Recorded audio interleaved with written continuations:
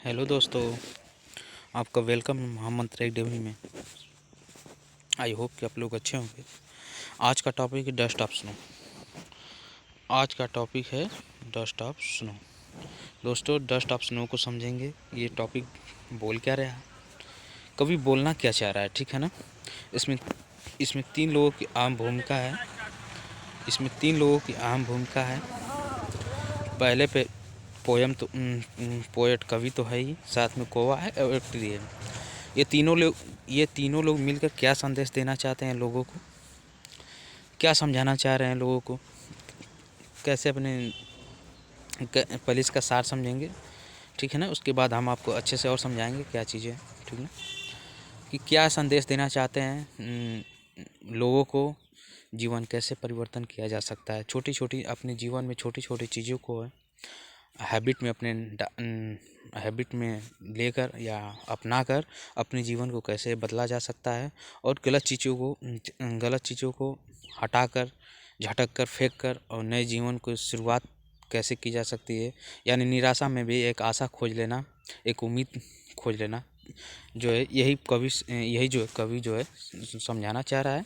देखिए, hemlock tree के बारे में सुनते होंगे। हेमलॉक ट्री कैसा होता है, ये देखिए कैसा ट्री है। और देखिए यहीं पे जो है कि यहीं पे देखिए एक कवि जो है खड़ा है, ठीक है। इसी के नीचे खड़ा है, मतलब उदासी है, कुछ परेशानी है। उसी समय जो है हेमलॉक ट्री के नीचे आ खड़ा होता है, और उसी समय लोगों को संदेश देना चाह रहा है। खड़ा होकर क्या संदेश देना चाह रहा है, उदासी किस बात की तो पता नहीं, पता भी नहीं चलता, बताते भी नहीं, लेकिन ऐसा लगता है कि बीवी ने बेलन का इस्तेमाल कर दिया, ठीक ना दोस्तों। कमेंट करके बताइए आपको क्या लगता है, ठीक है। तो दोस्तों आइए चलते हैं। ये कवि संदेश क्या देना चाह रहा है। हेमलॉक ट्री, इसको नेगेटिव सेंस माना जाता है, जैसे जैसे बिल्ली रास्ता काट दे, कौवा आ जाए तो इसको सगुन अपशगुन दोनों माना जाता है। हेमलॉक ट्री उसी को भी निगेटिव वे में समझा जाता है। उसी को इसको भी जो है निगेटिव वे में समझ रहा है कवि, यहाँ पे जो है समझ रहा है, लेकिन अपने दिलो दिमाग से जो है कि सोच ही रहा था। तब तक कई चीज़ें उसके मोमेंट उसके जीवन में घटित हो रहे थे कि आज मेरा जीवन कैसा आज दिन कैसा जाएगा, क्या होगा मेरे साथ, हैं। क्योंकि जो है इस पेड़ को जो है काफ़ी जो है निगेटिव वे में लिया जाता है, ठीक ना। ये बर्फ़ जहाँ पे बर्फबारी होती है वहीं पे अक्सर ये पेड़ अक्सर यहाँ उगते हैं या पाए जाते हैं, अक्सर ये विदेशों में ही पाए जाते हैं, ठीक ना। और कभी संदेश क्या जा रहा है कि इस वृक्ष के ऊपर जो है कौवा बैठा हुआ है, और कुछ बर्फ़ के टुकड़ों को जो है ये झाड़ दे रहा है, हटा दे रहा है। और जैसे ही झाड़ रहा है तो क्या कर रहा है कि जो कवि है इसके जो है कांधे पे आके गिर जाता है और उदास रहता है, और जैसे ही इसको झटकारता है या हटाता है तो उसी तरह कहता है, इसी तरह हमको भी उदासी छोड़ देनी चाहिए, और उदासी छोड़कर और गलतफहमी को हटाकर एक नए जीवन की शुरुआत करनी चाहिए, ठीक ना। जैसे बिल्ली रास्ता काट दे तो ये सोचते हैं कि भाई जीवन आज तो दिन ही बेकार जाएगा, पर ऐसा नहीं। उस अशुभ घड़ी में भी एक शुभ अवसर, उस बुरे वक्त में भी एक अच्छा वक्त लाया जा सकता है। शुभ अवसर का एक तलाश करके नए जीवन को जो है शुरुआत की जा सकती है। छोटी छोटी चीज़ें जो है अपना कर हैबिट को सुधारा जा सकता है। यही जो है कवि समझाना चाह रहा है। क्या कह रहा है जरा ये देख, पर इसके कुछ स्पेलिंग इसको समझ लेते हैं। एक्सप्रेसेस का मतलब व्यक्त करना, सैडनेस का मतलब उदासी, एटीट्यूड का मतलब नज़रिया, घमंड, दृष्टिकोण, थिंग्स मतलब चीज़ें, सिग्निफिकेंस का मतलब महत्व होता है, प्रीसियस का मतलब कीमती, वास्टेड बर्बाद देना, शेक ऑफ मतलब हिला देना या हिला कर रख देना, वास्टेड अवे का मतलब कमज़ोर हो जाना या बर्बाद हो जाना। फिर स्नोफ्लेक में हिमपात का खंड या छोटा टुकड़ा होता है। सेम वे का मतलब इसी तरह अप्रिशिएट का मतलब प्रशंसा करना या सराहना करना, ठीक है ना। आइए डस्ट ऑफ स्नो, देखिए टॉपिक है डस्ट ऑफ स्नो। क्या कवि कवि क्या समझाना चाह रहा है कि द पोएम मतलब कवि, पहले मैं हिंदी से इसका अर्थ बता देता हूँ थोड़ा सा, एक एक वर्ड का। पोएम मतलब होता है कवि, पोयम का मतलब कविता होता है। एक्सप्रेसेस का मतलब वर्णन करना, व्यक्त करना। सिग्निफिकेंस मतलब महत्व होता है। ऑफ का मतलब का के किसका। स्मॉल का मतलब छोटा। थिंग्स मतलब वस्तुएं होती हैं। चेंजिंग का मतलब परिवर्तन लाता है। वंस एटीट्यूड मतलब देखने का नजरिए। द पोएट का मतलब यहाँ पे कवि होता है। एप्रिसिएट आर्टिकल द लगा हुआ है क्योंकि उसको यूनिक बना रहा है, इसीलिए आर्टिकल द का लगा हुआ है, ठीक ना। जब यूनिक किसी चीज़ को विशेष जन बताना होता है वहाँ पे आर्टिकल द लगा। एप्रिसिएट का मतलब सराहना करना या प्रशंसा करना। ब्यूटी मतलब सुंदरता का। स्नो फ्लैक मतलब उस बर्फ के टुकड़े को, ठीक ना। या हम पा देते हैं। विच मतलब जो चेंज ला देता है। हिज मूड उसके माइंड को, उसके दिमाग को परिवर्तन कर देता है। एंड सेव्ड मैनी प्रेसियस कीमती मोमेंट मतलब आने वाली गतिविधि जो भविष्य में जो है, जो मोमेंट है या जो गति है, जो आने वाले जो उसके क्षण है उसको जो है उसकी कीमती उसको सेव कर देता है। बीइंग वास्टेड बर्बाद होने से बचा देता है। क्रो सेक जैसे कौवा हिलाता है, सेक क्रो सेक ऑफ हिला देता है। Snow of dust I am थोड़ा सा मिस्टेक हो गया है। फ्रॉम द हेमलॉक ट्री से वो हिलाता है जैसे ही। और कभी के जो है कि कांधे पे आके गिर जाता है, जैसे वो हिला के वहाँ से वो झाड़ता है, उसी तरह वहाँ से कंधे पे जो गिरता है कभी के, वहाँ से भी वो झाड़ देता है। और झाड़ के तुरंत सोचता है कि भाई कुछ बेटर किया जा सकता है इसको, जैसे गंदगी को साफ कर, उससे छोटी छोटी चीज़ें को हटाकर जो है अपने जीवन का परिवर्तन ला जा सकता है। चेंज सेम आप सैडनेस उदासी को फ्रॉम वन हार्ट किसी के भी दिल से गलतफहमी को निकाल के, ठीक है। आइए समझिए, यहाँ फिर से समझते हैं। Dust of snow. डस्ट का मतलब धूल होता है। ऑफ का मतलब का। स्नो का मतलब बर्फ का टुकड़ा कह सकते हैं यहाँ पर, धूल को न लेकर। The poem express the significance of small things in change one's attitude.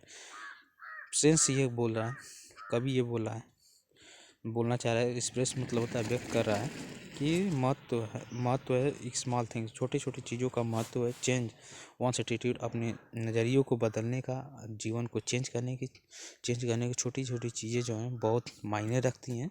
ऐसा नहीं छोटी चीज़ें हैं तो उसको मतलब छोटा समझा जाए, छोटी चीज़ें से बड़ी चीज़ें की जा सकती है, ठीक। द पोएट एप्रिसिएट सराहना कर रहा है। पोएट का मतलब कवि, एप्रिसिएट सराहना का। ब्यूटी ऑफ स्नो फ्लैक्स का मतलब बर्फ के टुकड़े का सराहना कर रहा है। विच चेंज मतलब बदल देता है। फ्रॉम हिज मूड का मतलब अब उसके मूड, हिज मतलब उसके माइंड को, मूड को चेंज कर देता है। And save money precious moment from being wasted away. से मतलब बचा देता है प्रीसियस मोमेंट, आने वाले फ्यूचर का जो मोमेंट होता है, जो गतिविधि होती है, जो आने वाली जो क्रियाकलाप उसके जीवन की दिनचर्या जो होती है, बीइंग वास्टेड अवे मतलब बर्बाद होने से बचा देता है। द स्क्रू सेक्स ऑफ जैसे ही कौवा हिलाता है स्नो डस्ट को फ्रॉम द हेमलॉक ट्री से, जैसे ही वो झाड़ता है या हिलता है उससे गिर जाता है, उसको कवि के जो है कांधे पे गिर जाता है, वो भी झटक देता है। उसी तरह कह रहा है one can sake of the sadness from one heart, किसी भी वन हार्ट में किसी के भी दिल से सैडनेस उदासी को झटका जा सकता है या हटाया जा सकता है। कवि यही बोलना चाह रहा है, ठीक। कविता के दृष्टिकोण को बदलने में छोटी चीज़ों का महत्व को व्यक्त करती है। कवि बर्फ के टुकड़े को ये सुंदरता की सराहना करता है, जिससे उसका मूड बदल दिया, कीमती क्षणों को बर्बाद होने से बचाया। कौवा हेमलॉक पेड़ से बर्फ को उसी तरह झटक देता है जैसे अपने दिल से उदासी को झटका जा सकता है।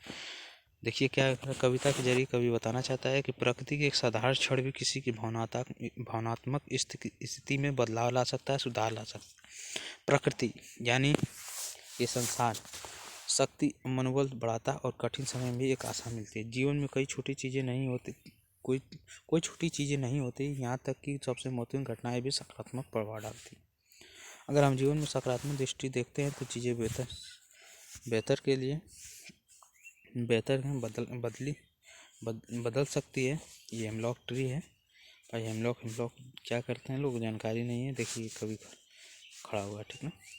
वो दोस्तों पुराना वर्जन किताबों में था, ये नया वर्जन वे आप करो सुक डाउन मतलब हिला देना। ऑन मी मुझे डस्ट ऑफ स्नो बर्फ के टुकड़े from hemlock tree. Shake down को हिला देता मी मतलब मुझे डस्ट ऑफ स्नो बर्फ के टुकड़े फ्रॉम हेमलॉक ट्री जो हेमलॉक का जो पौधा आता है उस ट्री से जो गिरता है वो हिला देता है उसको, ठीक ना, हिला देता है। कौवा जो हिलाता है क्या करता है, हैज़ गिवन, थोड़ा सा दुधला रहा होगा दोस्तों, कोई बात नहीं, मैं बोल रहा हूँ हैज़ गिवन माई हार्ट, और मेरे जो है हार्ट को यानी मेरे जो दिल को जो है ये चेंज कर देता है, और आप मूड और मेरे मूड को सेव्ड आप पार्ट डे, और आने वाले दिनों को भी सेव करता है। र्यूड बर्बाद होने से, र्यूड का मतलब यहाँ बर्बाद होना, बर्बाद होने से भी, ठीक ना। वो दोनों जो मैंने दिखाया, नया एक पुराना वाला जो नेपाले वाला था, जो पुराना वर्जन था, ये वाला नए नए मतलब सेशन में ये इसको मैं तो उसे घबराइएगा मत, दोनों का सेंस एक है ये। यहाँ देखिए, जिस तरह कौवा मुझ पर एक हेमलॉक के पेड़ से बर्फ की धूल उड़ा रहा था, मेरे हृदय की मनोदशा को बदल दिया। उसी दिन का कुछ हिस्सा बचा लिया, कुछ आने वाले दिन को बर्बाद होने से बचा, जिसका मुझे अफसोस था, यही बोलना चाह रहा है। अब देखिए दोस्तों, सबसे मेन इम्पोर्टेंट ये है सेंट्रल आइडिया कैसे लिखा जाए, how right the central idea, ठीक है, कैसे लिखा जाए, ठीक है। देखिए कैसे लिखा जाएगा, बस क्वेश्चन टू आंसर डाल लीजिएगा, और उसके बाद जे नंबर होगा क्वेश्चन का नंबर वो डाल लीजिएगा, सेंट्रल आइडिया लिख दीजिएगा, ठीक। सेंट्रल आइडिया डालिएगा तो 3-4 रुपये की एक ब्लैक पेन आती है, 4 रुपये में, जो मोटी लिखता है थोड़ा सा, उसको ले लीजिएगा, उससे हेडिंग डालिएगा, ठीक है ना। अब ब्लू पेन का इस्तेमाल करिए, द पोएम ऑफ, ठीक। अब इसके बाद जो काला पेन यूज करिएगा, डस्ट ऑप्शनों लिखिएगा तो काले पेन से लिखिएगा, डबल इन्वर्टेड कामा जो है जो ब्लू पेन से उसको भर दीजिएगा, ठीक। आइए फिर इसके आगे नीली पेन का यूज करिए, हैज बिन कंपोज्ड बाय, फिर इसके बाद भी जो काला पेन से लिखिएगा रॉबर्ट फ्रॉस्ट को, ठीक ना, डबल इन्वर्टेड कामा के अंदर, ठीक। दिस पोएम है पोएट हैज डिस्क्राइब्ड अबाउट, इतना लिखने के बाद आप जो सेंट्रल आइडिया दिया रहेगा, एक लाइन ऊपर से एक लाइन नीचे से छोड़कर बीच का सेम जो है पेस्ट कर दीजिएगा, यहाँ यहीं पे जो है एक लाइन ऊपर से एक लाइन नीचे छोड़कर यहीं पे लिख दीजिएगा, आपका एक सेंट्रल आइडिया जो है कंप्लीट हो जाएगा। और विशेष बात, लिखते समय आप अपने हैंड राइटिंग का अच्छा यूज करिएगा, ख़ास तौर से इंग्लिश में, क्योंकि इंग्लिश में हैंड राइटिंग सबसे बड़ी मायने रखती है, यही नहीं सारे सब्जेक्ट में, ठीक ना। प्रयास करिएगा, ठीक ना, आपका सबसे बड़ा आपकी अहम रोल निभाएगी आपकी हैंड राइटिंग। तो क्या करिएगा, ऊपर नीचे एक लाइन इतना लिखने के बाद ऊपर सेंट्रल आइडिया से एक लाइन ऊपर एक लाइन नीचे छोड़कर इसको लिख दीजिएगा दोस्तों, ठीक ना। बीच का जो है लिख दीजिएगा, आपको 4 लाइन याद है और आपको कुछ नहीं करना है, ठीक ना। आगे ये वीडियो आपको ज़रूरत होगी, आगे और चाहते हैं कि सर और वीडियो ये बनाएं, तो आप जो हमें ज़रूर कमेंट करके बताइएगा वीडियो कैसा रहा, ठीक ना दोस्तों। यदि चैनल पर नए हैं तो चैनल को सब्सक्राइब करिएगा, बेल आइकन क्लिक कर दीजिएगा, दोस्तों को भी शेयर करिएगा। ये पीडीएफ आपको चाहिए तो कमेंट करके बताइएगा ज़रूर, ठीक ना। मैं आपको नंबर दे दूँगा, ठीक ना, आपको चाहिए तो नंबर भी दे दूँगा, और नंबर आप ऐड कर लीजिएगा, बताइएगा, ठीक ना। 5-7 जो है सेंट्रल आइडिया हैं जो मात्र 10 रुपये मिल रहा है, ठीक ना, ठीक है दोस्तों, ठीक ना। मेरा नंबर है 70 68 56 69 79, मेरा व्हाट्सअप नंबर, ठीक दोस्तों। वीडियो यदि अच्छे लगे तो लाइक कर दीजिएगा, ठीक ना। मात्र 10 में 5-7 वीडियो मिलेगा, ठीक, धन्यवाद। आज के लिए इतना ही दोस्तों।